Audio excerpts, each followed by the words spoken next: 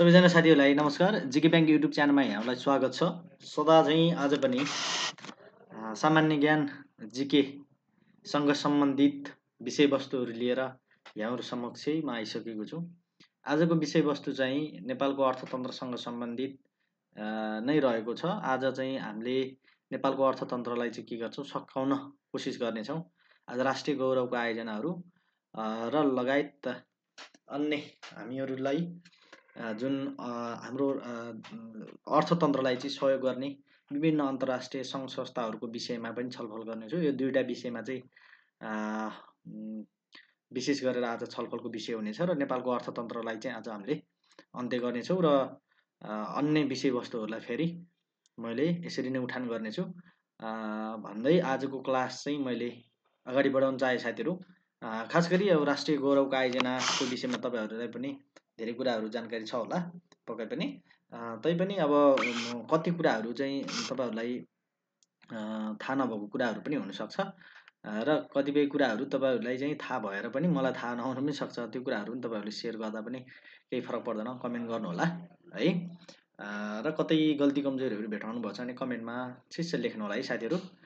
त्यो गल्ती कमजोरीहरू अरू साथीहरूले पनि सच्याउन मौका पाउनुहुन्छ। कहिलेकाहीँ चाहिँ टाइपिङ मिस्टेक भइराखेको हुन्छ।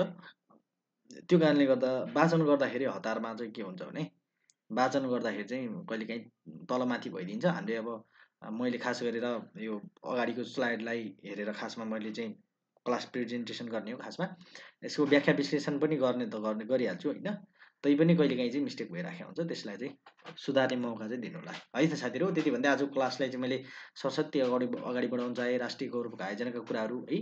अब नेपालमा अहिलेसम्म विभिन्न चाहिँ के अरे आर्थिक सर्वेक्षण 2079-80सम्म आइपुग्दाखेरिसम्म कति 24वटा के छन् गौरवका आयोजनाहरूको सङ्ख्या रहेको छ है साथीहरू। 24वटा राष्ट्रिय गौरवको आयोजना छ। अब तपाईँहरूले भन्नुहोला 24वटा फेरि 28वटा भइसक्यो भनेर भन्नुहोला, त्यो पछि थपिएको है साथीहरू। यो आर्थिक सर्वेक्षण 2079-80सम्मको सर्वेक्षणको डाटा हो है साथीहरू है। त्यसै राष्ट्रिय गौरवको आयोजनाको सुरुवात घोषणाको कुराहरू छ।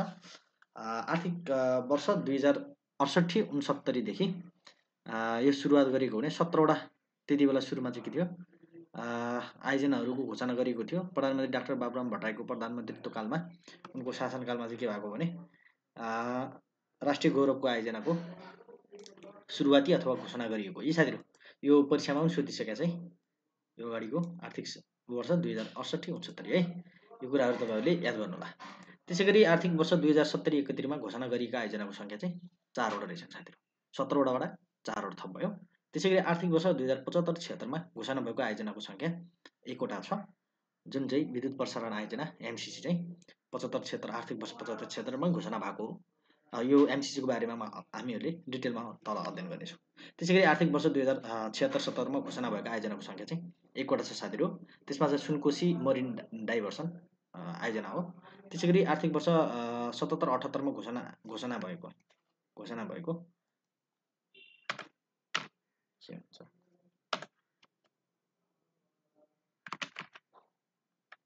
यो कहाँबाट आएछ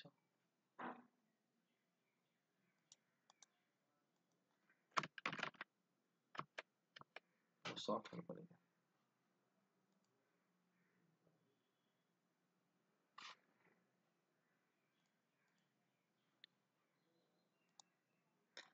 यहाँनिर हेर्दाखेरि आर्थिक वर्ष 78-79मा चाहिँ घोषणा भएका चाहिँ 1वटा छ साथीहरू, जुनमा चाहिँ के छ महाकाली सिँचाइ आयोजना के भएको छ घोषणा भएको छ।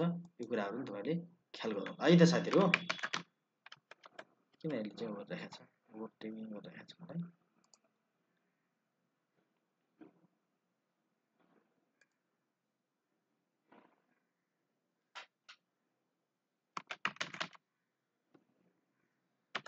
ए फन्ट चाहिँ चेन्ज गरेर छ खासमा, सरी केही समय तपाईँहरूको टेक गरेँ मैले। त्यसै गरी हाल कार्यान्वयनमा रहेका राष्ट्रिय गौरवका आयोजनाको सङ्ख्या चाहिँ आर्थिक सर्वेक्षण 2079-80को डाटा अनुसार 24वटा चाहिँ के छन् अहिले चाहिँ कार्यान्वयनमा रहेका छन्। त्यसै गरी रूपान्तरणकारी आयोजनाको सङ्ख्या चाहिँ 18वटा पुगेको छ साथी। रूपान्तरणकारी आयोजनाको सङ्ख्या 18 छ। त्यसै गरी वीर अस्पताललाई नुवाकोटको दुवाकोटमा निर्माण गर्ने आयोजनालाई 25औं राष्ट्रिय गौरवको आयोजनाको रूपमा अघि सारेर सम्पन्न गर्ने सरकारको योजना रहेको छ। यो कुराहरू पनि तपाईँहरूलाई मैले जानकारी गराएँ। त्यसै गरी अब हाल राष्ट्रिय गौरवको आयोजनाको सङ्ख्या चाहिँ कतिवटा छ साथीहरू? 28वटा पुगेको छ है। वीर अस्पताल मैले अगाडि भनिसकेँ, नुवाकोटको दुवाकोटमा निर्माण गरिने भनेर। त्यसै गरी मुलपानी क्रिकेट रङ्गशाला, त्यसै गरी विराटनगर क्रिकेट रङ्गशाला र भरतपुरमा रहेको गौतम बुद्ध अन्तर्राष्ट्रिय क्रिकेट रङ्गशाला, यो 4वटा चाहिँ थप भएको छ साथीहरू। यो थपेसँगै जम्मा 28वटा पुगेको छ है राष्ट्रिय गौरवको आयोजनाको सङ्ख्या। अब यो नयाँ आर्थिक सर्वेक्षणले चाहिँ अब यसको विषयमा के बोल्छ त्यो नयाँ चाहिँ डाटामा होला, तर अहिलेसम्म कार्यान्वयन गरेका चाहिँ 24वटा हुन् र घोषणा भइसकेका चाहिँ कति छन्? 28वटा छन्। जम्मा 4वटा चाहिँ पछि घोषणा भएका छन्। सबभन्दा बढी राष्ट्रिय गौरवका आयोजनाहरू ऊर्जा जलस्रोत तथा सिँचाइ मन्त्रालय अन्तर्गत रहेका छन्, जसमा चाहिँ 10वटा सञ्चालित रहेका छन् साथीहरू है अहिलेसम्म कार्यान्वयन भएकोमा। त्यसै गरी सुनकोशी मरिन डाइभर्सन राष्ट्रिय गौरवको आयोजना र रूपान्तरणकारी आयोजनामा समावेश भएको एक मात्र आयोजना हो।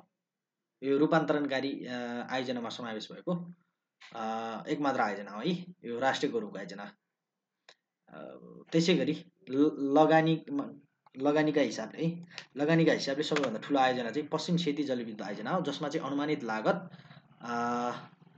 27,385 करोड है, धेरै रहेछ।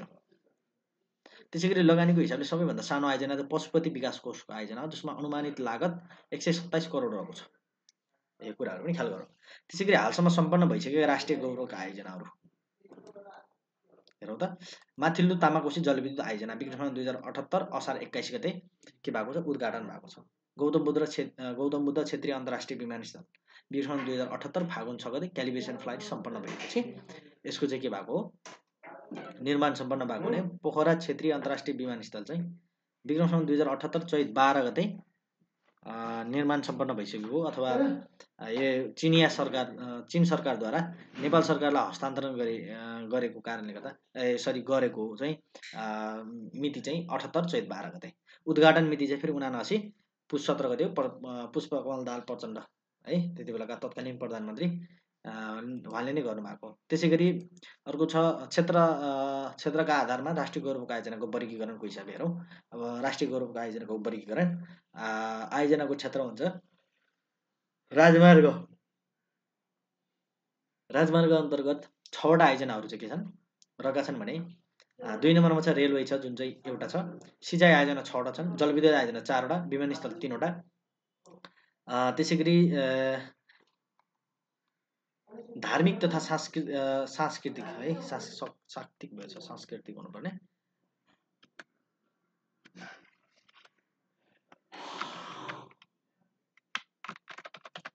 सांस्कृतिक सम्पदा अन्तर्गत 2वटा। त्यसै गरी खानेपानीमा 1वटा र वन संरक्षण क्षेत्रमा 1वटा छन् है साथीहरू। त्यसै गरी मन्त्रालयका अन्तर्गतका मन्त्रालयमा कुन मन्त्रालयमा कति है? ऊर्जा जलस्रोत तथा सिँचाइ मन्त्रालय अन्तर्गत 10वटा आयोजनाहरू, भौतिक पूर्वाधार तथा यातायात मन्त्रालय अन्तर्गत 6वटा, संस्कृति पर्यटन तथा नागरिक उड्डयन मन्त्रालय अन्तर्गत 5वटा, रक्षा मन्त्रालय अन्तर्गत 1वटा, खानेपानी मन्त्रालय अन्तर्गत 1वटा, त्यसै गरी वन तथा वातावरण मन्त्रालय अन्तर्गत 1वटा गरेर जम्मा 24वटा। त्यसै गरी राष्ट्रिय गौरव आयोजनाहरूको विस्तृत विवरणको विषयमा हेरौँ कुन आयोजना कस्तो के भनेर। ऊर्जा जलस्रोत तथा सिँचाइ मन्त्रालय अन्तर्गतका आयोजनाहरूको विषयमा विस्तृत रूपमा हेरौँ है साथीहरू। 1 नम्बरमा छ सिँचाइ आयोजना छ, जसमा चाहिँ निर्माण सुरु चाहिँ आर्थिक वर्ष 2061-62 देखि सुरु भएको। निर्माण आयोजना सुरु गरेर फेरि यो राष्ट्रिय गौरवको आयोजनामा चाहिँ के अरे समावेश पछि राष्ट्रिय गौरवको आयोजना चाहिँ 68-69 देखि चाहिँ घोषणा गरियो। यो पहिलेदेखि चाहिँ के सुरु भएको है साथीहरू। यो पहिले निर्माण सुरु चाहिँ पछि भयो, पहिलेदेखि नै भयो, तर चाहिँ यो के त राष्ट्रिय गौरव आयोजनामा चाहिँ घोषणा भएको अथवा समेटिएको है साथीहरू। सम्पन्न लक्ष्य आर्थिक वर्ष 2089-90 सम्म चाहिँ के छ सम्पन्न गर्ने यसको लक्ष्य रहेको छ। स्थान बाँकी जिल्लाको अर्घैयादेखि राप्ती नदीमा भनेर भनेको छ।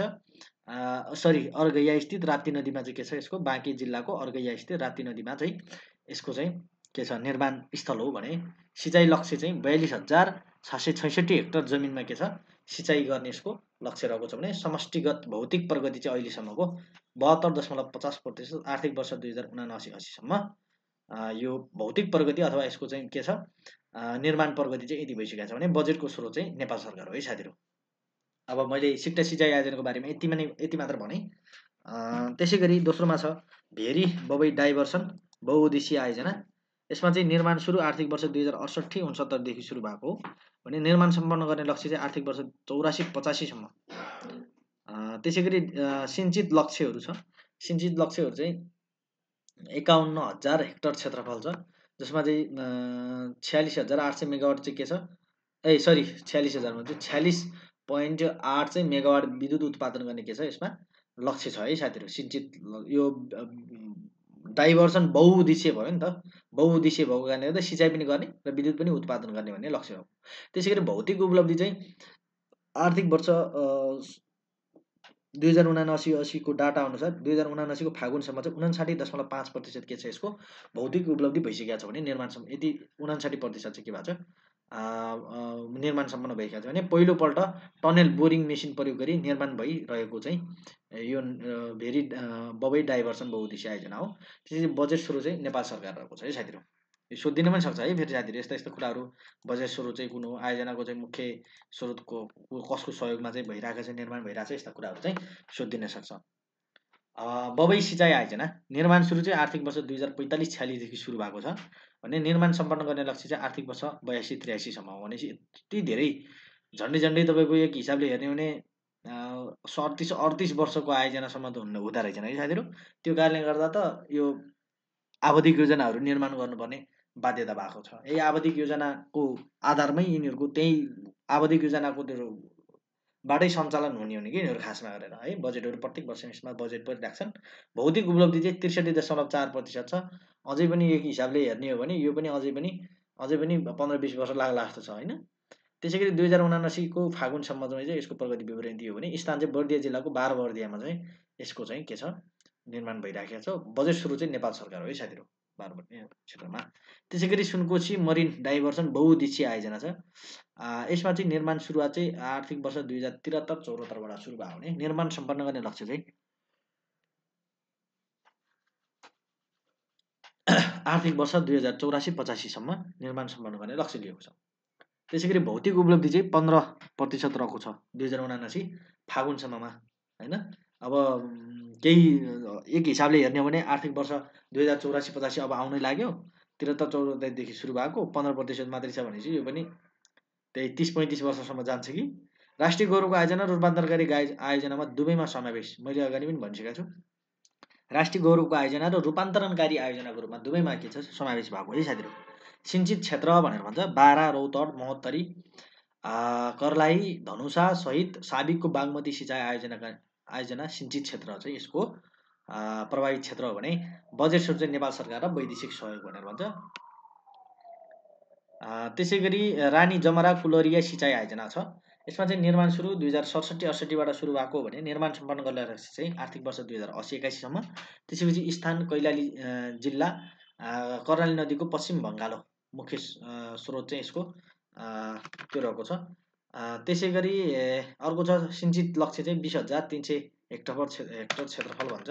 यो महत्त्वपूर्णको विषयमा आयो भने मैले तपाईँहरूलाई चाहिँ जानकारी गराइहाल्छु है साथीहरू होइन।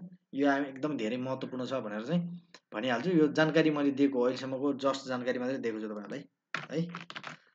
त्यसै गरी सिन्चित लक्ष्य यो भइसक्यो। बजेट स्रोत नेपाल सरकार र विश्व ब्याङ्क चाहिँ के छ बजेट स्रोत चाहिँ यसको रहेको छ भने महाकाली सिँचाइ आयोजना 6 नम्बरमा निर्माण सुरु चाहिँ आर्थिक वर्ष 2063-64, निर्माण सम्पन्न गर्ने लक्ष्य आर्थिक वर्ष 2087-88 सम्म चाहिँ रहेछ।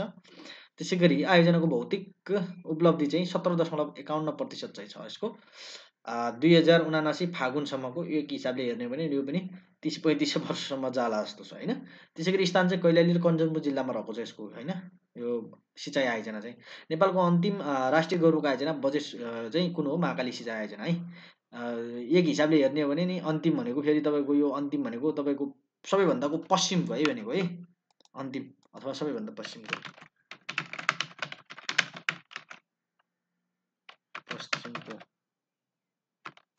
राष्ट्रिय गौरवको आयोजना है। त्यसै गरी बजेट स्रोत चाहिँ के हो नेपाल सरकार नै हो। भनेपछि धेरै आयोजनाहरू के छ नेपाल सरकारले आफै नै के गरिरहेको छ राष्ट्रिय गौरवको आयोजना अन्तर्गत राष्ट्रिय गौरवको आयोजनाहरू धेरै चाहिँ आफै नेपाल सरकारले चाहिँ निर्माण गर्ने लक्ष्य लिएको छ। माथिल्लो तामाकोशी जलविद्युत आयोजना भन्छ निर्माण सुरु चाहिँ आर्थिक वर्ष 67-68, निर्माण सम्पन्न चाहिँ आर्थिक वर्ष विक्रम सम्वत 2078 असार 11 गते यसको उद्घाटन भएको। स्थान दोलखा जिल्लामा रहेको छ। विद्युत उत्पादन क्षमता चाहिँ 556 मेगावाट, तर हालसम्म जम्मा 76 मेगावाट मात्रै उत्पादन भइरहेको छ। यसमा चाहिँ अब यो बेला बेलामा चाहिँ बाढीले चाहिँ यसलाई क्षति पुर्याइराखेको हुन्छ। अनि यसमा चाहिँ अब टर्बाइनहरू हुन्छ साथीहरू। अब टर्बाइनहरू चाहिँ निर्माण गर्ने, जडान गर्ने, त्यो गर्यो भने अब यसको पानीको भावको कुराहरू आउँछ होइन। यो विद्युतसँग सम्बन्धित फेरि मलाई भन्दा अझ बढी जानकारी चाहिँ फेरि सम्बन्धित विद्युत मतलब विद्युत प्राधिकरण होला। अब किन चाहिँ निर्माण सम्पन्न पनि भइसक्यो, उत्पादन क्षमता चाहिँ 456 मेगावाट भनेको छ, उत्पादन फेरि जम्मा 56 मेगावाट 76 मेगावाट मात्रै भएको छ। यो हिसाबले अब प्रश्न उठ्न सक्छ। बजेट स्रोत चाहिँ नेपाल सरकार हो। बुढी गण्डकी जलविद्युत आयोजना निर्माण सुरु चाहिँ आर्थिक वर्ष 2069-70बाट, निर्माण सम्पन्न गर्न लक्ष्य आर्थिक वर्ष 83-84, स्थान चाहिँ गोर्खा र धादिङ जिल्लामा रहेको छ भने विद्युत उत्पादन क्षमता चाहिँ यसको 1200 मेगावाट रहेको छ। त्यसै गरी नेपालको एकमात्र बृहत्तर जलविद्युत आयोजना है बुढी गण्डकी जलविद्युत आयोजना, बृहत्तर जलविद्युत आयोजना हो यो। बजेट स्रोत चाहिँ नेपाल सरकार आफै नै हो। त्यसै गरी पश्चिम सेती जलविद्युत आयोजना भनेर भन्छ। निर्माण सुचारू चाहिँ आर्थिक वर्ष 2067-68बाट सुरु भएको हुने, निर्माण सम्पन्न गर्ने लक्ष्य चाहिँ एकिन नभएको, यसको चाहिँ एकिन छैन अहिलेसम्म।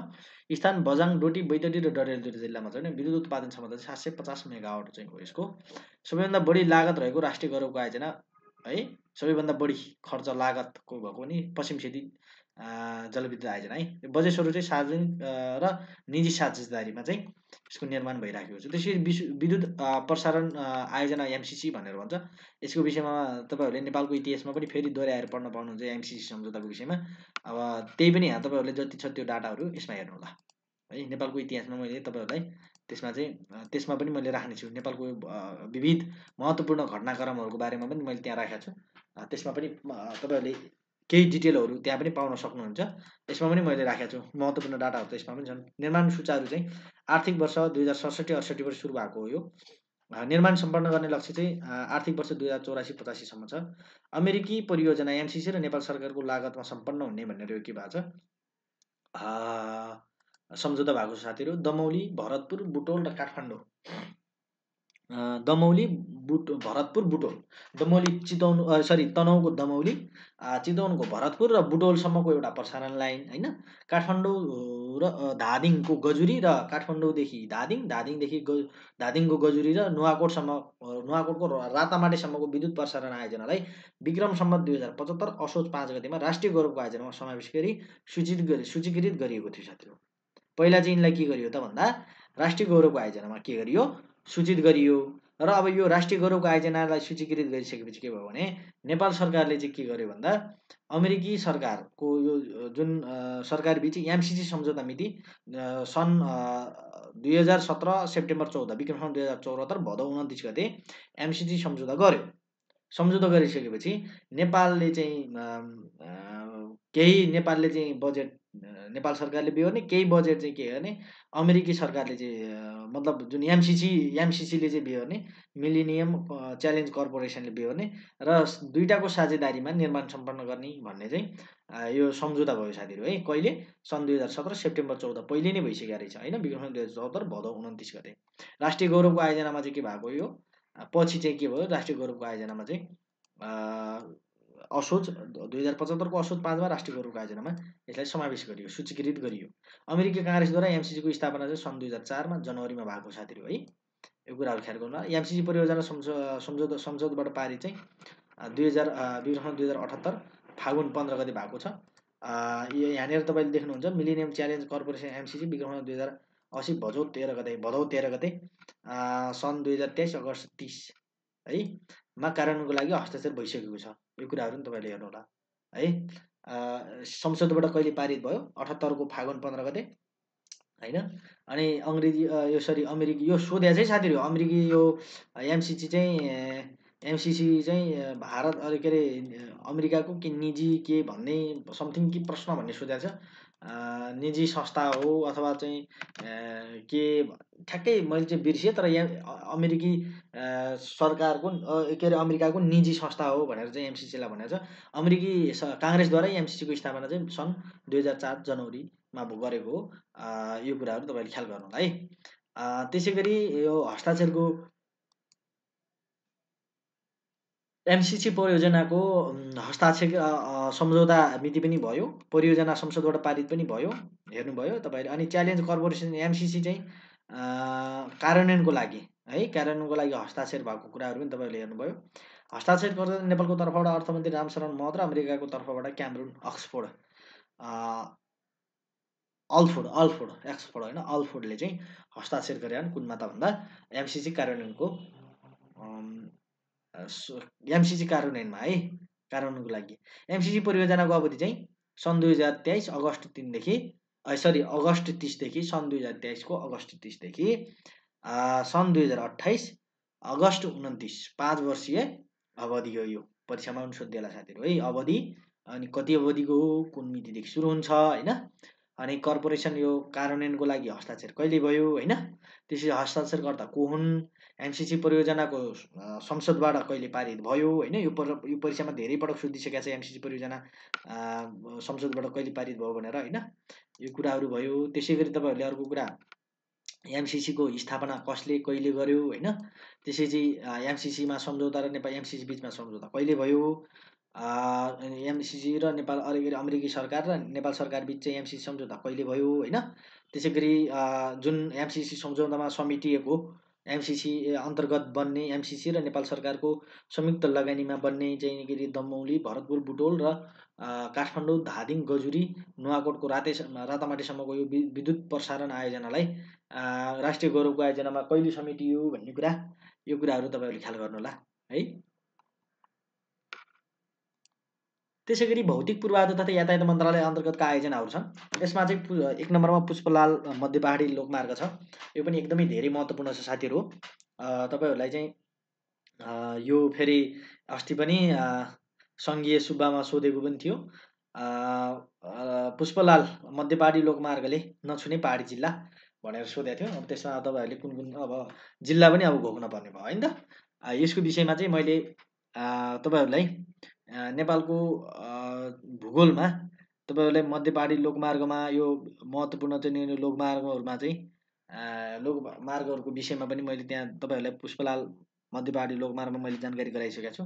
जिल्लाको विषयमा अब नक्सामा चाहिँ तपाईँहरूले हेर्न सक्नुहुन्छ। नक्सा भएको चाहिँ त्यो खालको मध्य पहाडी लोकमार्गको जुन जिल्ला वाइज छ त्यो नक्सा हेर्नुभयो भने तपाईँहरूले चाहिँ पहाडी जिल्ला कुन कुन जिल्लालाई छुन्छ, कुन कुन जिल्लालाई छुँदैन, त्यो कुराहरू चाहिँ हेर्नु होला। मैले यसमा चाहिँ नक्सा चाहिँ ठुलो हुन्छ, नक्सा चाहिँ ठुलै हुने भएले अनि यसमा नअटेको कारणले गर्दा मैले राख्न सकिनँ, त्यसको लागि सरी भन्छु। तपाईँलाई चाहिँ इन्टरनेटमा पाइन्छ, त्यो तपाईँले चाहिँ पुष्पलाल मध्य पहाडी लोकमार्गले छुने जिल्लाहरू भनेर टक्क हान्नुभयो भने नक्सामा सबै आउँछ है साथीहरू।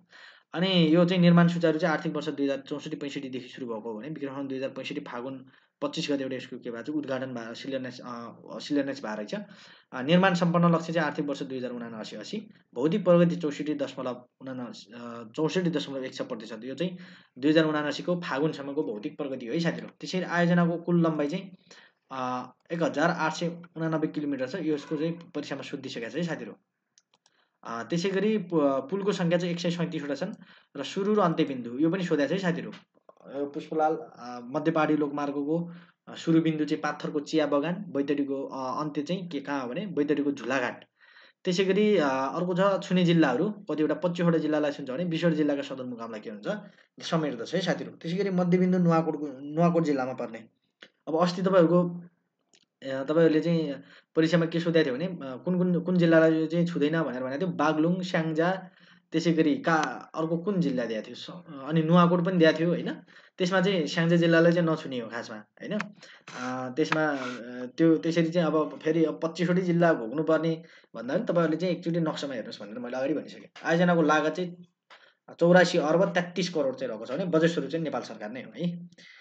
त्यसै गरी 2 नम्बरमा छ हुलाकी लोकमार्ग छ। यो चाहिँ निर्माण सुरु चाहिँ आर्थिक वर्ष 2066-67 सुरु भएको हुने, निर्माण सम्पन्न लक्ष्य चाहिँ आर्थिक वर्ष 2080-81सम्म रहेको छ। कुल लम्बाइ चाहिँ 1857 किलोमिटर छ। यो तपाईँहरूले चाहिँ ख्याल गर्नु होला, कहिलेकाहीँ चाहिँ फेरि डिपिआरहरूमा चाहिँ घट्ने भइराखेको हुन्छ। अहिले चाहिँ 1857 किलोमिटर रहेको छ। त्यसै गरी छुने जिल्ला चाहिँ 21वटा तराईका है। सुरु र अन्त्य बिन्दु चाहिँ झापाको केचना, भद्रपुर हो भने अन्त्यबिन्दु चाहिँ कञ्चनपुरको दैजीसम्म है साथीहरू। त्यसै गरी पुलको सङ्ख्या चाहिँ 250वटा रहेको छन्। आयोजनाको लागत चाहिँ 65 अर्ब 20 करोड रहेको छ भने बजेट स्रोत चाहिँ नेपाल सरकार र वैदेशिक लगानी भनेर उल्लेख गरेको छ। त्यसै गरी कालीगण्डकी करिडोर भनेर भनेको छ। कालीगण्डकी करिडोरको निर्माण आयोजनाको सुरुवात चाहिँ आर्थिक वर्ष 2066-67बाट भएको भने निर्माण सम्पन्न गर्ने लक्ष्य चाहिँ 87-88सम्म रहेको छ। लम्बाइ चाहिँ यसको 447 किलोमिटर रहेको छ भने नवलपुरको गैडाकोटदेखि मुस्ताङको कोरलासम्म यसको के छ, यसको नवलपुरको गैडाकोटबाट सुरु भई मुस्ताङको कोरलामा गएर के हुन्छ, अन्त्य हुन्छ। यसको लागत चाहिँ 32 अर्ब रुपियाँ रहेको छ भने बजेट स्रोत चाहिँ नेपाल सरकार र वैदेशिक सहयोग छ। त्यसै गरी कर्णाली करिडोर भनेर भन्छ।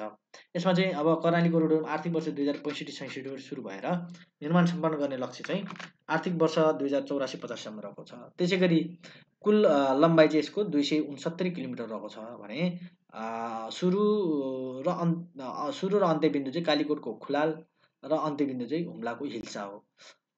त्यसै गरी अर्को छ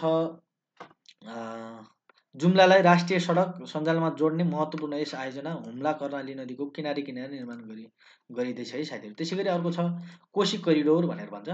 कोशी करिडोरमा चाहिँ आयोजना सुरुवात चाहिँ आर्थिक वर्ष 2065-66, आयोजना सम्पन्न गर्ने लक्ष्य चाहिँ 2087-88।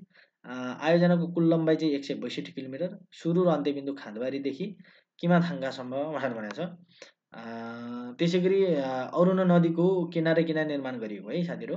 त्यसरी बजेट स्रोत चाहिँ नेपाल सरकार आफै हो।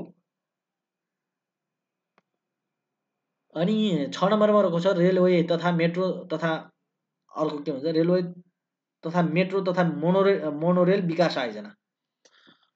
रेलवे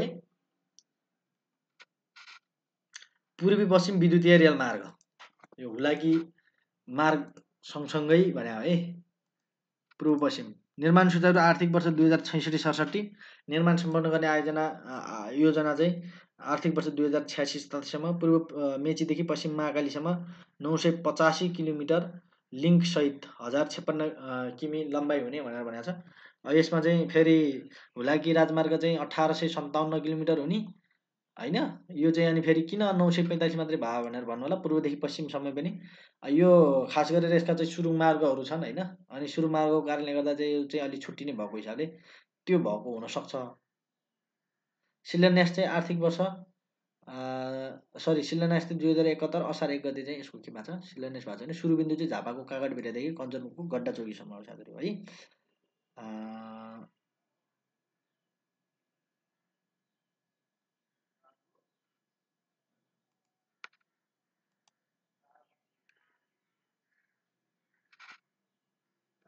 त्यसै गरी संस्कृति पर्यटन तथा नागरिक उड्डयन मन्त्रालय अन्तर्गत पर्ने चाहिँ गौतम बुद्ध क्षेत्रीय अन्तर्राष्ट्रिय विमानस्थल, यो पनि महत्त्वपूर्ण मानिन्छ है साथी परीक्षाको दृष्टिकोणले।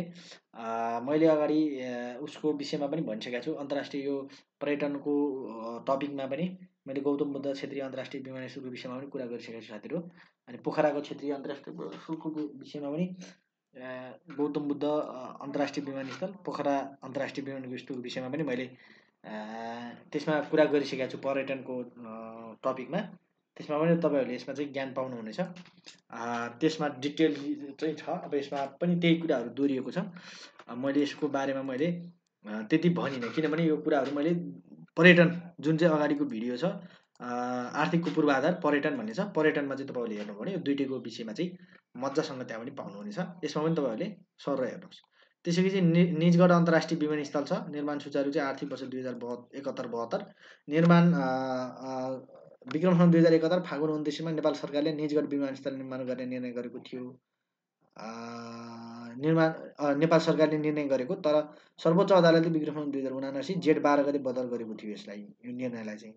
यो जङ्गलको विषयमा अथवा त्यहाँको वन पैदावारको विषयमा चाहिँ विवादित हुँदा पछि यसलाई चाहिँ रोकेको थियो भने 2079 असार 15 गते सर्वोच्चको पूर्ण पाठले फेरि यसलाई निजगढ विमानस्थललाई बनाउनको लागि बाटो के गरेको खुला गरिदिएको छ।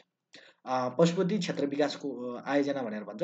यो पनि सबैभन्दा सानो आर्थिक हिसाबले चाहिँ यो 70-71देखि आर्थिक वर्ष सुरु भएको हो भने आर्थिक वर्ष 78-79 सम्पन्न गर्ने यसको के छ लक्ष्य छ। आयोजनाको लागतको हिसाबले सबैभन्दा सानो आयोजना, बजेट स्रोत चाहिँ नेपाल सरकार आफै रहेको छ। लुम्बिनी विकास आयोजना भनेर भन्छ, यो पनि तपाईँहरूलाई त्यति धेरै महत्त्वपूर्ण त छैन, तैपनि तपाईँहरूले चाहिँ यो सर एकचोटि आफूले हेर्नुहोस् अगाडिको स्क्रिनमा है। वन तथा वातावरण मन्त्रालय अन्तर्गत चाहिँ राष्ट्रपति चुरी संरक्षण कार्यक्रम यो महत्त्वपूर्ण मानिन्छ साथीहरू। यो परीक्षामा पनि सोधिराखेको हुन्छ। आयोजना अवधि चाहिँ आर्थिक वर्ष 2071-72 देखि आर्थिक वर्ष 2093-94 सम्मको के हो यसको अवधि हो साथीहरू। त्यसै बजेट स्रोत चाहिँ नेपाल सरकार हो होइन। आयोजनाको कार्यान्वयन भएका जिल्ला चाहिँ 37वटा जिल्ला चाहिँ हो। पछि तपाईँहरूले चाहिँ यो ख्याल गर्नु होला है। राष्ट्रपति जलाधार संरक्षण कार्यक्रम सञ्चालित जिल्ला चाहिँ कति 13वटा चाहिँ यो नोटमा है, नोटमा फेरि यो त्यसै गरी अर्को छ काठमाडौँ तराई मधेस द्रुत मार्ग भनेर भन्छ। यसमा चाहिँ आयोजना अवधि आर्थिक वर्ष 73-74 देखि आर्थिक वर्ष 80-81 सम्म चाहिँ यसको के हो निर्माण सम्पन्न गर्न सकिने लक्ष्य रहेको छ।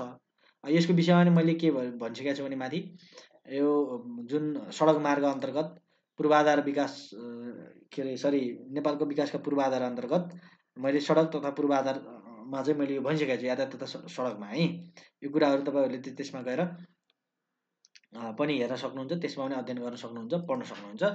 र आयोजनाको कुल लम्बाइ पहिले चाहिँ 72.5 किलोमिटर रहेकोमा हाल चाहिँ नयाँ संशोधित डिपिआर अनुसार चाहिँ 70.977 किलोमिटर रहेको छ। मैले माथि भनेको थिएँ साथीहरू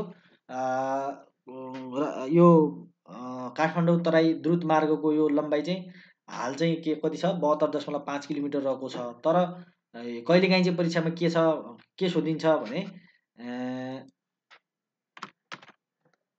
यो नयाँ डिपिआर छ नि साथीहरू, नयाँ डिपिआर अनुसार पनि सोधिन सक्छ है कहिलेकाहीँ। फेरि पागल छ लोकसेवा आयोगले, पागल छ होइन।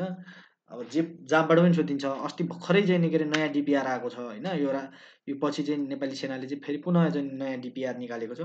त्यो डिपिआर अनुसार चाहिँ के छ त भन्दा यसको चाहिँ आयोजनाको लम्बाइ चाहिँ के अरे चाहिँ घटाइदिएको छ। अब खासमा यो घटाउनुको कारण चाहिँ के हो भन्ने कुरा मलाई त्यति धेरै भएन होइन।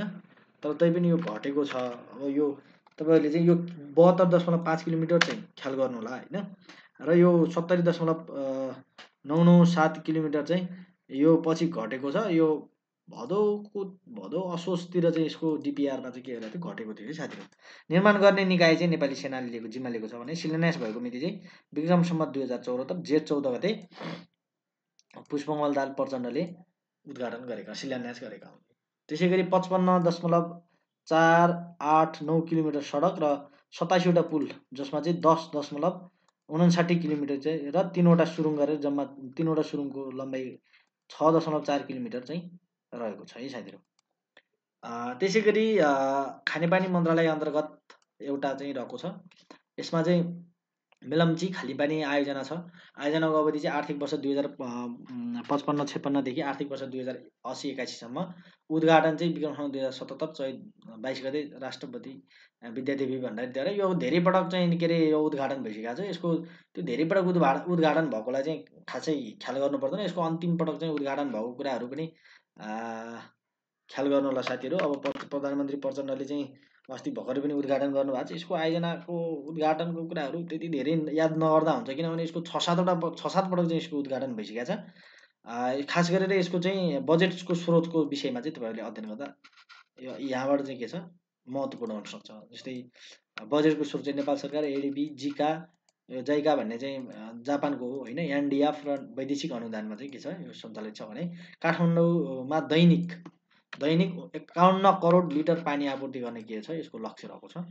यो कुराहरू रह्यो। राष्ट्रिय गौरवको आयोजनाको विषयमा चाहिँ मैले तपाईँहरूलाई हेर्दाखेरि महत्त्वपूर्ण चाहिँ राष्ट्रिय गौरवको आयोजनाको विषयमा तपाईँहरूलाई म भन्छु है साथीहरू। परीक्षामा एकदमै धेरै महत्त्वपूर्णको हिसाबले परीक्षामा बारम्बार सोधिने हिसाबले तपाईँहरूलाई भन्छु है त। 1 नम्बरमा चाहिँ यो माथिको त्यति धेरै छैन, सर हेर्ने मात्रै गर्नुहोस्, तपाईँहरूले पढ्नुहोस्, स्मरण चाहिँ गर्नुहोस् होइन। एमसिसी परियोजना 1 नम्बरमा, एमसिसी परियोजना 1 नम्बरमा छ। सोधिने हिसाबले परीक्षाको दृष्टिकोणले महत्त्वपूर्ण होइन। त्यसै गरी पुष्पलाल मध्यपाडी लोकमार्ग 2 अनि हुलाकी लोकमार्ग 3 अनि त्यसपछि यो पनि त्यति धेरै चाहिँ महत्त्वपूर्ण होइन। यो प्रदेशको तयारी गर्ने साथीहरूले फेरि यो हेर्नु होला, फेरि यो प्रत्येक प्रदेशमा राष्ट्रिय गौरवका आयोजनाहरू कुन कुन प्रदेशमा कुन कुन पर्दछन् त्यो हेर्नु होला है साथीहरू। फेरि अनि चिप्लिनु होला नि, फेरि राष्ट्रिय गौरवको आयोजनाको विषयमा अलिकति प्रदेश तयारी गर्ने साथीहरूले फेरि अलि एक्स्ट्रा पढ्नुपर्छ नि फेरि है। अनि कोशी करिडोर यो रेलवे तथा मेट्रो मोनोरेल विकास आयोजना यो महत्त्वपूर्ण। त्यसरी गौतम बुद्ध र यो पोखरा क्षेत्रीय अन्तर्राष्ट्रिय विमानस्थल यो दुईटा।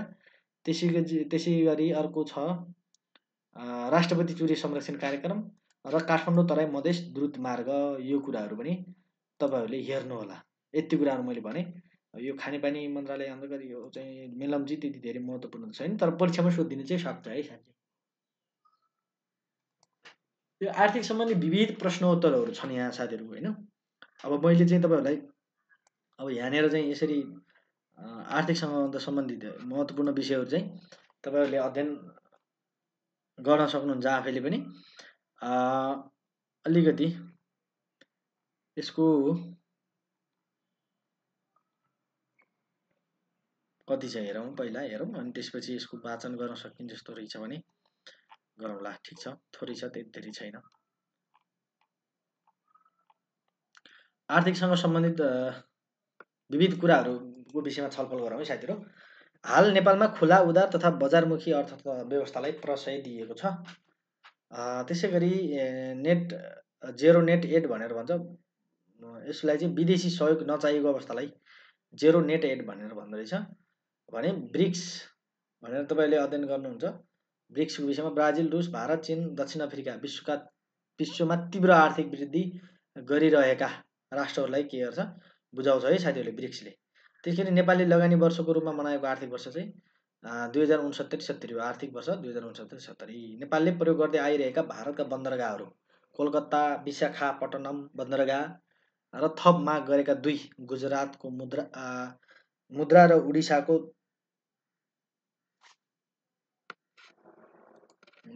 उडिसाको धर्मा बन्दरगाह है। धर्मा बन्दरगाह हो नि साथीहरू। त्यसै गरी नेपालले प्रयोग गर्दै आइरहेका चीनका बन्दरगाहहरू समुद्री बन्दरगाह 4वटा छन्, जसमा चाहिँ ताइन्जिन, यो लियायुङग्याङ भन्ने यो नाम चाहिँ कस्तो कस्तो अप्ठ्यारो छ है। लियानयुङगाङ भन्दो रहेछ, सियाचेन, झान्जियाङ, यो नाम पनि के अप्ठ्यारो हो। 4वटा चाहिँ के छ समुद्री बन्दरगाह छ साथीहरू। यो सङ्ख्या मात्रै घोक्नुहोस्, यो नाम चाहिँ घोकेर याद गरेर साध्य छैनौ। स्थलगत बन्दरगाहहरूको सङ्ख्या चाहिँ 3वटा रहेछन्। यो नाम चाहिँ अलि अप्ठ्यारो छ, यो कस्तो अर्थ लाग्ने खालको हो यो। ठिकै छ, केही फरक पर्दैन। नेपालमा पहिलो पटक वैदेशिक सहयोग गर्ने मुलुक अमेरिका हो भने उसले विक्रम 2008मा चाहिँ सहायता प्रदान गरेको थियो। माथि पनि आइसकेको छ यो कुरा। नेपाललाई सबैभन्दा बढी सहयोग गर्ने मुलुक चाहिँ जापान हो, आर्थिक सहयोग गर्ने। नेपाललाई बढी सहयोग गर्ने वैदेशिक संस्था world bank, Asian development bank र जापान हो। त्यसै गरी जाइका पनि भन्छ है जापानको, जुन चाहिँ नेपाललाई सहयोग गर्ने चाहिँ के अरे जापानी साझेदारी संस्था चाहिँ जाइका हो। त्यसै नेपालको सबैभन्दा महत्त्वपूर्ण प्राकृतिक स्रोत चाहिँ जलस्रोत हो। विप्रेसन आय रेमिटेन्सको कारणले नेपालमा गरिबीको रेखामुनि रहेको जनसङ्ख्या घट्दै गइरहेको छ। अब तपाईँहरूले यो बुझ्नुहुन्छ रेमिटेन्सको विषयमा। सार्वजनिक, निजी र साझेदारी गरी 3 क्षेत्रलाई नेपालको अर्थतन्त्रका 3 खम्बा भनेर बुझिन्छ। सार्वजनिक, निजी र साझेदारी गरी 3 है। आर्थिक वृद्धि दर भनेको कुल राष्ट्र उत्पादन जीडीपी, प्रति व्यक्ति आय, राज्यको कुल उत्पादन एवं सम्पत्तिमा भएको बढोत्तरीलाई बुझाउँछ है। यो कुराहरू हेरौँ। त्यसै गरी सन् 2000 को सेप्टेम्बरमा घोषित सहस्राब्दी विकास लक्ष्य अन्तर्गत 8वटा लक्ष्य र 17वटा उपक्षेत्रहरू रहेका छन्। सहस्राब्दी विकास लक्ष्यहरू सन् 2015 सम्ममा पुरा गर्नुपर्ने के त तय भएको थियो अथवा लक्ष्य लिएको छ। त्यसै गरी नेपालमा मिश्रित अर्थव्यवस्था अवलम्बन गरिएको छ। नेपालको निर्यात व्यापारमा कृषि क्षेत्रको भूमिका मुख्य रहेको छ। निर्यात व्यापारमा कृषि क्षेत्रको भूमिका मुख्य रहेको छ। नेपाल सरकारले वैदेशिक रोजगार विभागको स्थापना विक्रम 2065 पौष 16 गते गरेको थियो। त्यसै गरी सरकारले वैदेशिक रोजगार नीति विक्रम 2068मा गरेको थियो भने वैदेशिक रोजगारीको सिलसिलामा नेपाली महिलाहरू सबैभन्दा बढी कुवेतमा के गरेछन्, गएका छन्। हालसम्म सबैभन्दा बढी नेपालीहरू वैदेशिक रोजगारको लागि मलेसियामा गएका छन्। यो मैले माथि पनि भनिसकेको छु साथीहरू, यो भन्नै पर्दैन। आर्थिक सर्वेक्षण अनुसारका डाटाहरू आइसकेका छन्। भूपरिवेशित अवस्थाका कारण नेपालले छिमेकी मुलुकहरूसँग समसामीप्यताको नीति अवलम्बन गरेको छ साथीहरू है। त्यसरी अल्पविकसित मुलुकहरूमा प्राय द्वैत अर्थव्यवस्था र समाजवादी अर्थव्यवस्था अवलम्बन गरिएको हुन्छ। मिश्रित अर्थव्यवस्थाको सिद्धान्तका प्रतिपादक जेएम किन्स हुन् है साथीहरू। खुल्ला बजार नीति पुँजीवादी अर्थव्यवस्थासँग सम्बन्धित रहेको छ है। त्यसै गरी हाल नेपालले प्राप्त गर्ने वैदेशिक अनुदान सहायताको द्विपक्षीय अनुदान बढी र बहुपक्षीय अनुदान कमी रहेको छ। नेपालले प्राप्त गर्ने वैदेशिक अनुदान सहायताको द्विपक्षीय अनुदान बढी र बहुपक्षीय अनुदान कमी रहेको छ। त्यसै गरी विश्वमा तीव्र आर्थिक वृद्धि गरिरहेका समूहको राष्ट्रहरूसँग ब्रिक्स अन्तर्गत पर्ने राष्ट्रहरू आइसकेका छ साथीहरू। ब्रिक्समा नयाँ सदस्यहरू थपिएको छन्। यो तपाईँहरू तल ब्रिक्समा पढ्नुहुन्छ, टेन्सन नलिनुहोस्। त्यसै वैदेशिक सहयोगमा सञ्चालित नेपालको पहिलो कार्यक्रम त्रिभुवन ग्रामीण विकास कार्यक्रम हो। नेपालमा वैदेशिक ऋण आर्थिक वर्ष 2017-18 दोस्रो आयोजनादेखि लिन थालिएको। यो माथि पनि यो भनिसकेका छ। वैदेशिक अनुदान चाहिँ प्रथम पञ्चवर्षीय योजनादेखि सुरु गरिएको, वैदेशिक ऋण चाहिँ दोस्रो आयोजनादेखि दोस्रो त्रिवर्षीय आयोजनादेखि है। नेपालमा सर्वप्रथम विक्रम 2059 सालमा वैदेशिक नीति बनेको हो। नेपालमा अमेरिकाबाट पठाइने स्वयंसेवकहरूलाई पिस कोर सन् 1961 देखि पठाउन थालिएको भनेर यसलाई जुनलाई चाहिँ पिस कोर भनेर चिनिन्छ है, अमेरिकामा पठाइने स्वयंसेवकहरूलाई। नेपालमा राष्ट्रिय कृषि नीति विक्रम 2061 सालमा ल्याइएको थियो। नेपालमा 16 देखि 40 वर्ष उमेर समूहका व्यक्तिलाई युवा भन्ने गरिन्छ। ख्याल गर्नुलाई, यो परीक्षामा सोधिन सक्छ फेरि। वीरगञ्ज सुक्खा बन्दरगाह विक्रम 2061 साउन 1 गतेदेखि सञ्चालनमा आएको थियो। नेपालको सबैभन्दा ठुलो औद्योगिक क्षेत्र हेटौडा औद्योगिक क्षेत्र, यो पनि भइसकेको छ दोहोरियो। आर्थिक विकासको सर्वोत्तम परिसूचक प्रति व्यक्ति आम्दानीमा वृद्धिलाई बुझिन्छ। आर्थिक विकासको सर्वोत्तम परिसूचक प्रति व्यक्ति आम्दानीमा वृद्धिलाई के भनिन्छ, बुझाउँछ। प्रति व्यक्तिको वृद्धि है साथी, प्रति व्यक्ति आम्दानीको वृद्धिलाई भनिन्छ। त्यसैले नेपालमा आर्थिक वर्ष 2061-62 देखि सरकारी खर्चलाई चालु र पुँजीगत खर्चमा विभाजन गर्न थालिएको थियो। यो मैले तपाईँहरूलाई अगाडि भनिसकेको छु है साथीहरू। त्यसै गरी अर्को रहेको छ नेपाल अर्थतन्त्र नेपालको अर्थतन्त्र विक्रम सम्वत 1825 सम्ममा वस्तु विनिमयमा के थियो, आधारित रहेको थियो। त्यसै गरी विश्वमा हरित क्रान्तिको सुरुवात चाहिँ सन् 1960बाट सुरुवात भएको थियो साथीहरू। त्यसै गरी अर्को छ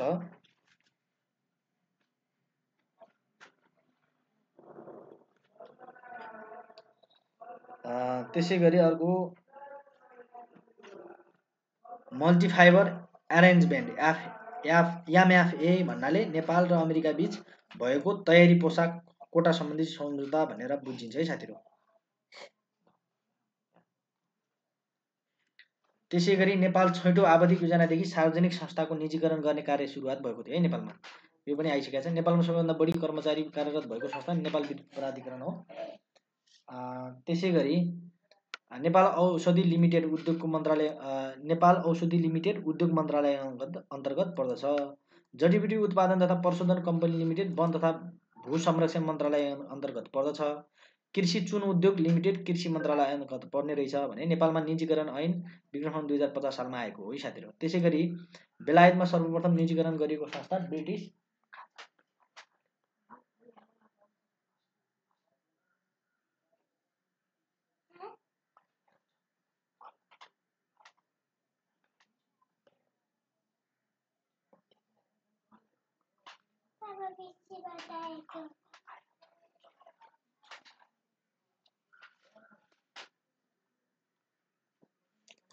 त्यसै गरी बेलायतमा सर्वप्रथम निजीकरण गरेको संस्था ब्रिटिस पेट्रोलियम हो भने नेपालमा राष्ट्रिय योजनाको आयोगको गठन विक्रम 2017 फागुन 1 गते भएको थियो है। राष्ट्रिय योजना परिषद हो है साथीहरू, आयोग होइन परिषद।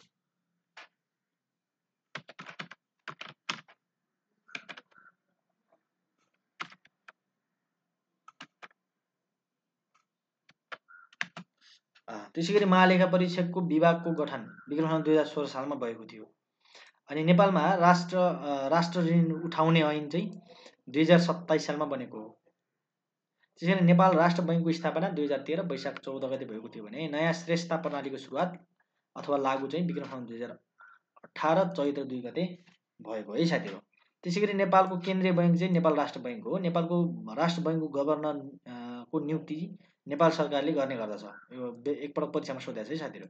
नेपाल राष्ट्र बैङ्कको प्रथम गभर्नर हिमालय शमशेर जबरा हुन् भने राष्ट्र बैङ्कका गभर्नरको पदावधि कति वर्ष हुन्छ? 5 वर्षको हुन्छ। नेपाल राष्ट्र बैङ्कमा बढीमा 2 जनासम्म डेपुटी गभर्नरहरू रहने व्यवस्था रहेको छ भने राष्ट्र बैङ्कको डेपुटी गभर्नरको पदावधि पनि 5 वर्षको हुने गर्दछ। त्यसैगरी नेपालमा केन्द्रीय बैङ्क तथा वाणिज्य बैङ्कहरूको सुधारका लागि सञ्चालन भएको कार्यक्रम वित्तीय क्षेत्र सुधार कार्यक्रम हो।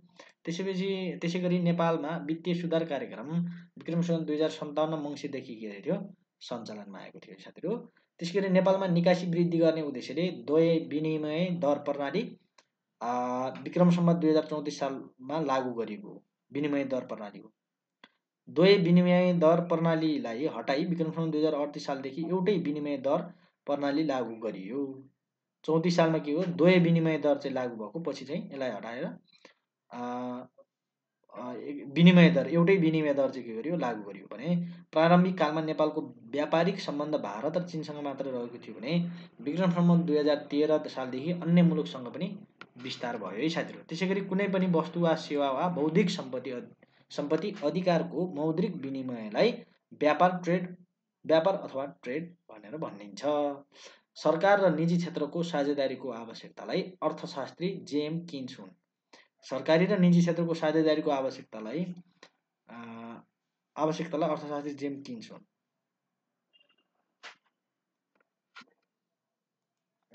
परिभाषित गर्ने है यो कुराहरू छुटेर रहेछ साथीहरू।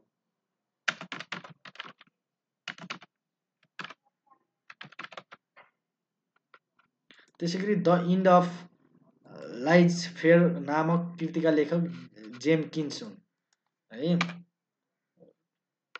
यो अर्थतन्त्रसँग सम्बन्धित विश्वव्यापीकरणको अवधारणा सन् 1980 देखि के भएको सुरुवात भएको भने डिम्ड एक्सपोर्ट भन्नाले स्वदेशभित्र वैदेशिक मुद्रा आर्जन हुने गरी विभिन्न आयोजनाहरूलाई चाहिँ के विभिन्न वस्तु तथा सेवामा बिक्री गर्ने कार्यलाई जनाउँछ है साथीहरू डिमिड एक्सपोर्ट भन्नाले। त्यसै की करेन्सी भनेको विनिमयका लागि अन्तर्राष्ट्रिय रूपमा स्वीकृत र भुक्तानीका लागि प्रयुक्त मुद्रालाई के हेरिन्छ चिनिन्छ है। त्यसैगरी विकासका लागि 10 वर्षीय प्रायोरिटी इन्भेस्टमेन्ट प्लान 9औं योजनादेखि के गरेको थियो लागू गरेको थियो भने नेपालमा ग्रामीण पूर्वाधार विकास कार्यक्रम सर्वप्रथम विक्रम सम्वत 2054-55 देखि के गरेको थियो लागू गरेको थियो।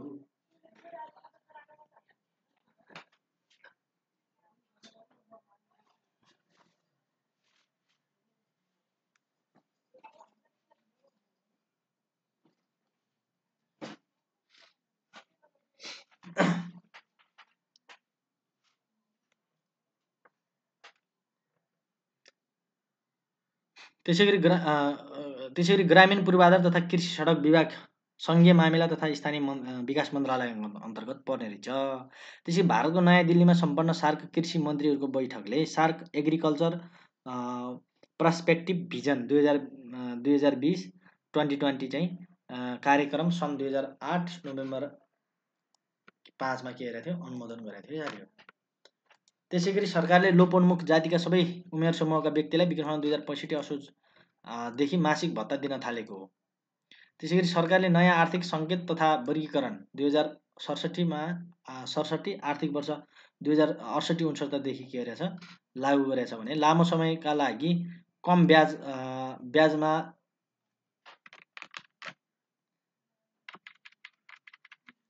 प्राप्त हुने ऋणलाई सफ्ट लोन भनेर भनिन्छ है। ब्याजमा प्राप्त हुने कम ब्याजमा प्राप्त हुने ऋणलाई विनिमय दर छिटो परिवर्तन भइरहनाले सबैले सजिलै स्वीकार नगर्ने मुद्रालाई के भनिन्छ हट करेन्सी भनिन्छ।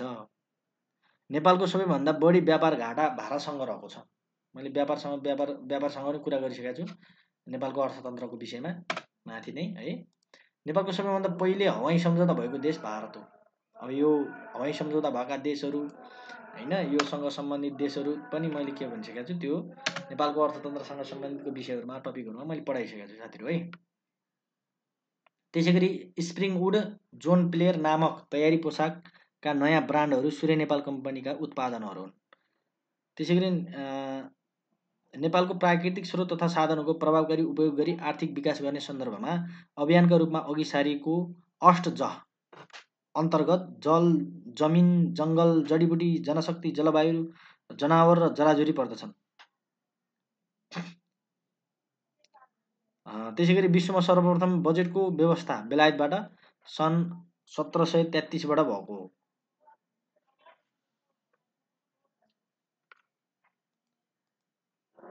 बेलायतमा विश्वमै पहिलोपल्ट बजेट प्रस्तुत गर्ने व्यक्ति तत्कालीन वित्त मन्त्री सर बालपोल अथवा रोबर्ट बालपोल भनेर छ। वित्त मन्त्री तत्कालीन प्रधानमन्त्री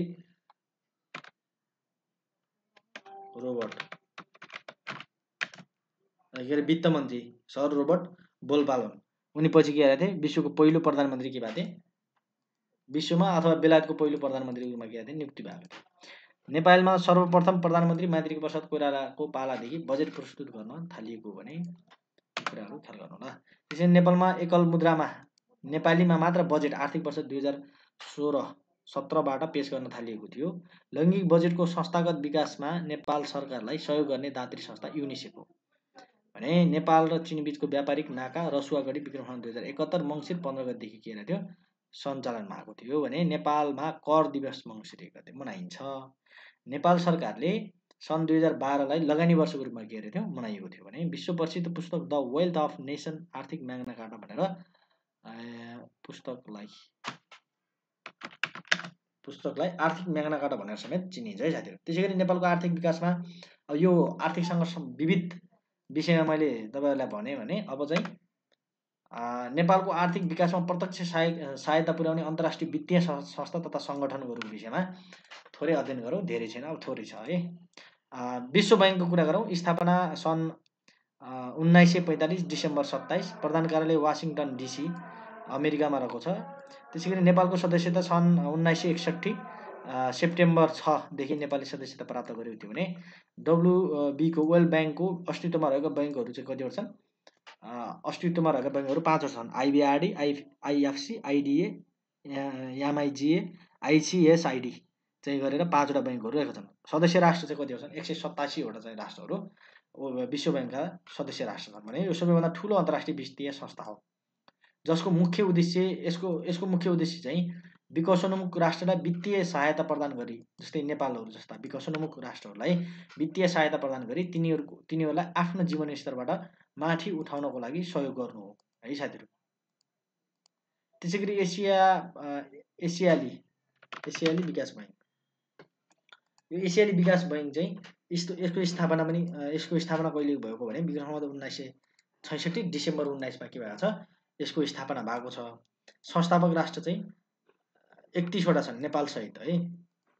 त्यसैगरी सदस्य राष्ट्र चाहिँ 68वटा रहेका छन् भने प्रधान कार्यालय फिलिपिन्सको मनिलामा रहेको छ। यो परीक्षामा सोधेको छ एसियाली विकास बैङ्कको प्रधान कार्यालय कहाँ रहेको छ भनेर।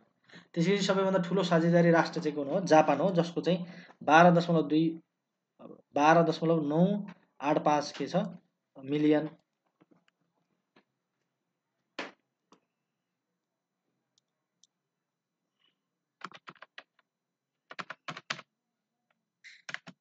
डलर रहेको छ। त्यसैगरी प्रमुख अङ्ग चाहिँ 4 छन्, गभर्नर, निर्देशक, परिषद र सचिवालय रहेका छन्। त्यसैगरी नेपालले सहयोग पाउन थालेको चाहिँ सन् 1968बाट नै हो। एसियन इन्फ्रास्ट्रक्चर इन्भेस्टमेन्ट ब्याङ्क भन्छ, AIIB अवधारणा चाहिँ चीनका राष्ट्रपति सी जिनपिङले चाहिँ सन् 2013मा ल्याएका हुन्। स्थापना मिति चाहिँ यसको सन् 2016 जनवरी 16।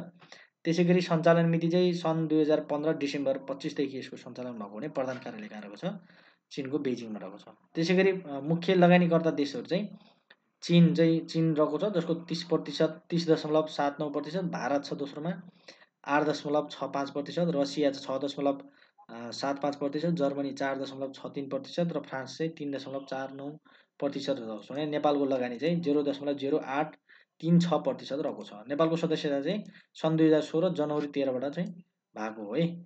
सदस्य राष्ट्र चाहिँ 75वटा छन्। एसियाभन्दा बाहिरका राष्ट्रहरू 20वटा रहेका छन्। त्यसैले बैङ्कको कार्यक्षेत्र चाहिँ एसिया र ओसियन क्षेत्र हो है। त्यसैगरी विश्वमा सबै राष्ट्रहरूलाई सदस्यको लागि के गरेको छ यसले खुला गरेको छ। अब आयो अर्को ब्रिक्सको कुरा गरौँ, एकदमै धेरै महत्त्वपूर्ण छ। स्थापना चाहिँ सन् 2009 जुन 16मा स्थापना गरिएको भने प्रधान कार्यालय यसको साङ्घाई चीनमा रहेको छ ब्रिक्सको है। जसमा चाहिँ ब्रिक्स शब्दका जन्मदाता यो अन्तर्राष्ट्रिय सङ्घ संस्थामा पनि अध्ययन गर्छौँ हामीले। ब्रिक्सका शब्दको जन्मदाता जिन ओ निल सन् 2001मा यसको अवधारणा लिएका हुन् भने संस्थापक राष्ट्र चाहिँ कसरी छन्? 4वटा छन्, ब्राजिल, रुस, भारत र चीन। त्यसैगरी विकास क्रमको विषयमा कुरा गरौँ यसको, सन् 2006 सेप्टेम्बरमा ब्राजिल, रसिया, भारत र चीन मिलेर चाहिँ BRIC ब्रिक भनेर चाहिँ यसको के गर्यो, ब्रिकका विदेश मन्त्री स्तरीय प्रतिनिधि सम्मिलित प्रारम्भिक चरणको बैठक अमेरिकाको न्युयोर्कमा भएको थियो। पहिलो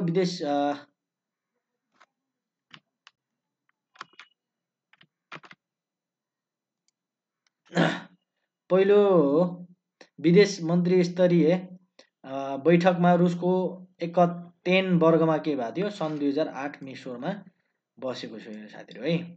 त्यसैगरी ब्रिक्समा सम्मिलित राष्ट्रहरूले विश्वको कुल जनसङ्ख्याको करिब 40% जनसङ्ख्या र विश्वको अर्थतन्त्रको करिब 20% भाग चाहिँ ओगटेको छ। ब्रिक्समा सम्मिलित राष्ट्रहरूले विश्वको कुल जनसङ्ख्याको करिब 40% भने त ठुलो अर्थतन्त्र भएका चाहिँ के अरे राष्ट्रहरूको समूह चाहिँ यसमा छ है। जनसङ्ख्याको हिसाबले पनि के छ, धेरै ठुला देशहरू रहेका छन्।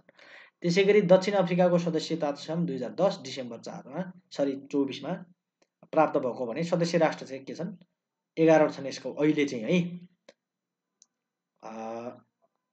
सन् 2023को 15औं सम्मेलनबाट 6 राष्ट्रहरू के गरेका छन् यसमा थपिएका छन्। पहिला कतिवटा थिए? 5वटा थिए साथीहरू।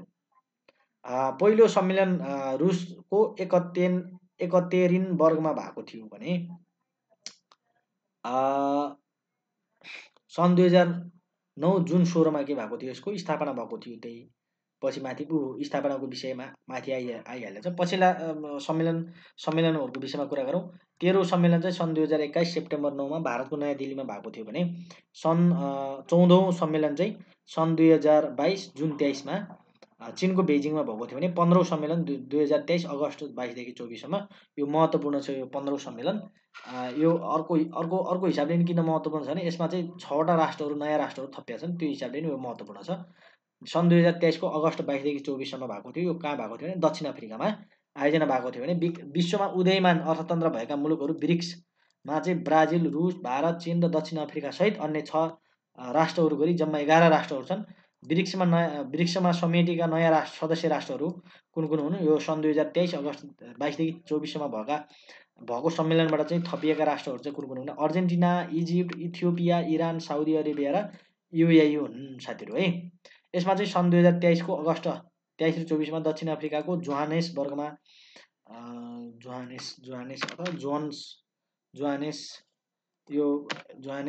जोहान्सबर्ग पनि भनेर भन्छ, जोहानेसबर्गमा चाहिँ सम्पन्न भएको ब्रिक्सको 15औं सम्मेलनले नयाँ सदस्य थप्ने के गरेको थियो, निर्णय गरेको थियो भने यिनीहरूको चाहिँ सदस्यता सन् 2024 जनवरी 1देखि के हुनेछ, आधिकारिक रूपमा चाहिँ के हुनेछन्, यिनीहरू आबद्ध हुनेछन् भने अब चाहिँ सन् 2024 जनवरी 1देखि ब्रिक्समा चाहिँ के हुनेछन्, अब नयाँ 6 राष्ट्रसहित अब 11वटा राष्ट्रहरू रहनेछन्। ब्रिक्स डेभलपमेन्ट ब्याङ्कको कुरा गरौँ, स्थापना सन् 2014 जुलाईमा स्थापना भएको भने स्थापना गर्ने चाहिँ देशहरू ब्राजिल, रुस, भारत, चीन र दक्षिण अफ्रिका रहेका छन्। त्यसै गरी ब्राजिलमा भएको 6औं ब्रिक्सको सम्मेलनबाट यसको स्थापना गरिएको है साथीहरू। त्यसै गरी सुरुको पुँजी चाहिँ यसको 50 अर्ब अमेरिकी डलर भएको थियो। त्यसै गरी अब अन्तर्राष्ट्रिय मुद्रा कोष यो IMF भन्छ, इन्टरनेसनल मोनिटरिङ फन्ड भनेर भन्छ। यो अन्तर्राष्ट्रिय मुद्रा कोषको विषयमा पनि एकदमै धेरै महत्त्वपूर्ण छ, यो कुराहरू ख्याल गर्नुपर्ला। स्थापना चाहिँ यसको सन् 1945 डिसेम्बर 27मा भएको छ। विधिवत रूपमा कार्य सञ्चालन यसले सन् 1947 मार्च 1देखि गरेको छ है। युएनको विस्वीकृत संस्थाको मान्यता चाहिँ यसले सन् 1947मा प्राप्त गरेको छ भने यसको प्रधान कार्यालय चाहिँ वासिङटन DCमा रहेको छ। यो पनि परीक्षामा सोधेको छ साथीहरू एकपटक। नेपालको सदस्यता यो पनि सोधेको छ, सन् 1961 सेप्टेम्बर 6।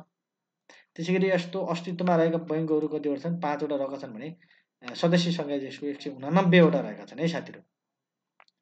यो नेपालको अर्थतन्त्रसँग सम्बन्धित विभिन्न नेपालको अर्थतन्त्रलाई चाहिँ सहायता पुग्ने अथवा नेपाललाई चाहिँ सहयोग गर्ने विभिन्न अन्तर्राष्ट्रिय सङ्घ संस्थाहरूको विषयमा कुरा गऱ्यौँ हामीले है। नेपाललाई चाहिँ वित्तीय सहायता प्रदान गर्ने राष्ट्रहरू के अरे संस्थाहरूको विषयमा हामीले कुरा गऱ्यौँ। केही अन्य संस्थाहरूको विषयमा हामीले अन्तर्राष्ट्रिय सङ्घ संस्थामा पनि अध्ययन गर्नेछौँ र हामीहरूले अन्तर्राष्ट्रिय सङ्घ संस्थामा यिनी सङ्घ संस्थाहरू पनि दोहोरिन्छन् साथीहरू है।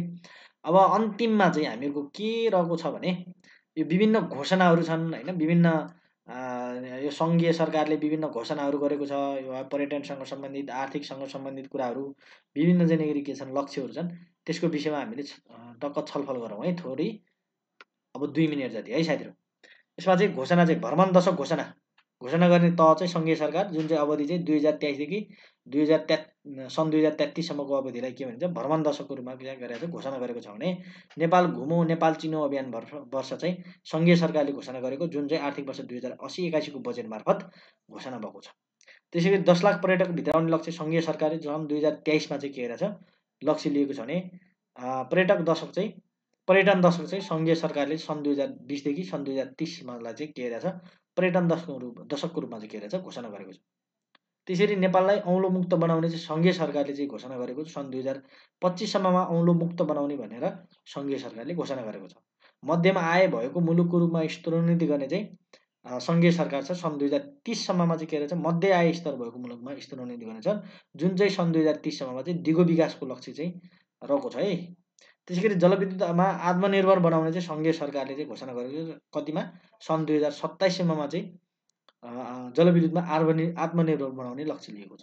त्यसै गरी डिजिटल नेपाल बनाउने सङ्घीय सरकारको लक्ष्य रहेको छ भने यस नेपाललाई चाहिँ सन् 2025सम्ममा चाहिँ के गर्ने डिजिटल नेपाल बनाउने लक्ष्य लिएको छ। त्यसरी वन दशकको रूपमा चाहिँ घोषणा गरेको सङ्घीय सरकारले नै घोषणा गरेको छ। यसमा चाहिँ विक्रम सम्वत 2071 देखि 2080सम्मको अवधिलाई के भनिन्छ वन दशकको रूपमा चाहिँ के रहेछ लिइन्छ साथीहरू। त्यसै गरी भोकमरी अन्त्य गर्ने कुरा गरेको छ, यो पनि सङ्घीय सरकारले नै घोषणा गरेको छ। सन् 2025सम्ममा नेपाललाई भोकमरी अन्त्य गर्ने घोषणा गरेको छ भने फलफुल दशकको रूपमा सङ्घीय सरकारले आर्थिक वर्ष 2073-74 देखि आर्थिक वर्ष 82-83लाई फलफुल दशकको रूपमा घोषणा गरेको छ। परीक्षामा नसोध्दैला भन्न सकिँदैन है साथी यस्ता कुराहरू। बाल श्रम निवारण र राष्ट्रिय गुरु योजना दशक सङ्घीय सरकारले विक्रम 2075 देखि 2085सम्मको अवधिलाई बाल श्रम निवारण राष्ट्रिय गुरु योजना दशकको रूपमा घोषणा गरेको छ भने नेपालको राष्ट्रिय पर्यटन रणनीति चाहिँ सङ्घीय सरकारले सन् विक्रम 2075 देखि 2085सम्मको अवधिलाई के भनेको छ राष्ट्रिय पर्यटन रणनीतिको रूपमा चाहिँ घोषणा गरेको छ।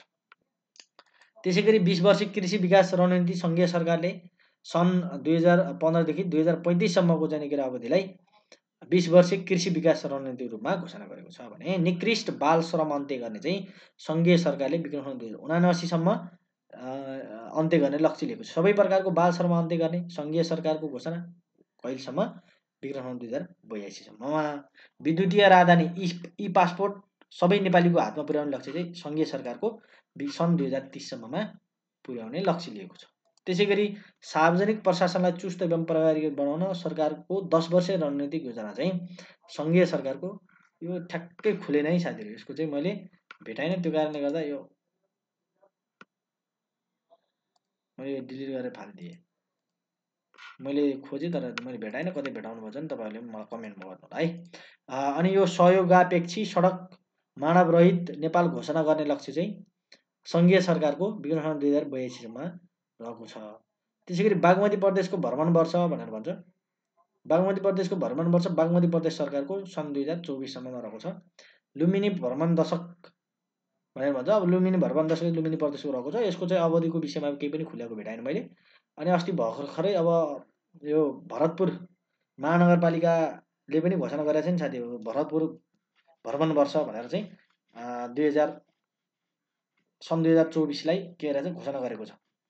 यो कुराहरू पनि तपाईँहरूले ख्याल गर्नु होला। नेपालको अर्थतन्त्रसँग सम्बन्धित यो अन्तिम भिडियो हो साथी हो। अब हामीले चाहिँ नेपालको अर्थतन्त्रसँग सम्बन्धित भिडियोमा चाहिँ आर्थिक सर्वेक्षण 2079-80 अनुसारको विभिन्न डाटा आकलनका आधारमा मैले चाहिँ यो आर्थिकको भिडियोहरू बनाएको थिएँ। यसमा चाहिँ तपाईँहरूले चाहिँ धेरै ज्ञानमूलक, जानकारीमूलक र उपयोगी सामग्रीहरू प्राप्त गर्न सक्नुभयो होला भन्ने मैले विश्वास लिएको छ साथीहरू।